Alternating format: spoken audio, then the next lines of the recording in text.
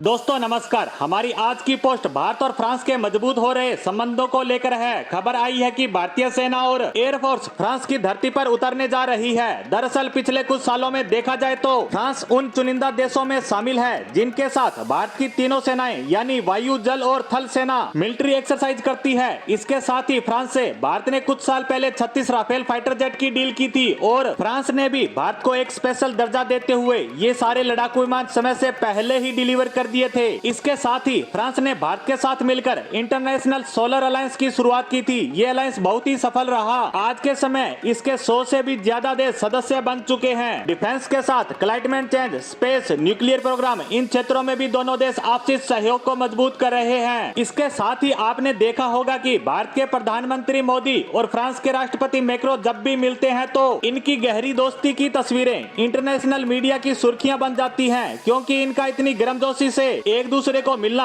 और गले लगाना बहुत ही कम लीडर्स में देखा जाता है। आपको बता दें कि यह संबंध इन दोनों मित्रों के आने के बाद ही मजबूत नहीं हुए हैं, बल्कि दोनों ही देशों के संबंध काफी ऐतिहासिक रहे हैं। साल 1975 में भारत में इंदिरा गांधी, जो उस समय प्रधानमंत्री थी, उन्होंने 21 महीनों के लिए आपातकाल लगा दिया था। यह समय भारत के इतिहास का सबसे डार्केस्ट पीरियड माना जाता है, क्योंकि तब भारत के नागरिकों के सारे मूल अधिकार छीन लिए गए थे। इसके साथ ही सरकार का विरोध करने वालों को जेल में डाला जा रहा था। यहाँ तक कि किसी भी तरह का मीडिया जो सरकार के खिलाफ कुछ बोलता या लिखता था तो उन पर भी कार्रवाई हो रही थी। ऐसी परिस्थितियों में भारत में ही नहीं, इंटरनेशनल लेवल पर भी इस इमरजेंसी को लेकर भारत की आलोचना हो रही थी। अमेरिका, जर्मनी, ब्रिटेन जैसे बड़े वेस्टर्न देश भारत की आलोचना कर रहे थे। उनका कहना था कि भारत में डेमोक्रेसी को खत्म किया जा रहा है, लेकिन उन सब के बीच फ्रांस ने कहा था कि भारत के अंदर ये जो पॉलिटिकल स्थिति है यह भारत का अंदरूनी मामला है और फ्रांस इसमें किसी भी तरह का दखल नहीं देगा। उनका यह स्टैंड पिछले कई दशकों से ऐसे ही कायम है। फ्रांस कभी भी भारत के अंदरूनी मामलों में दखल नहीं देता।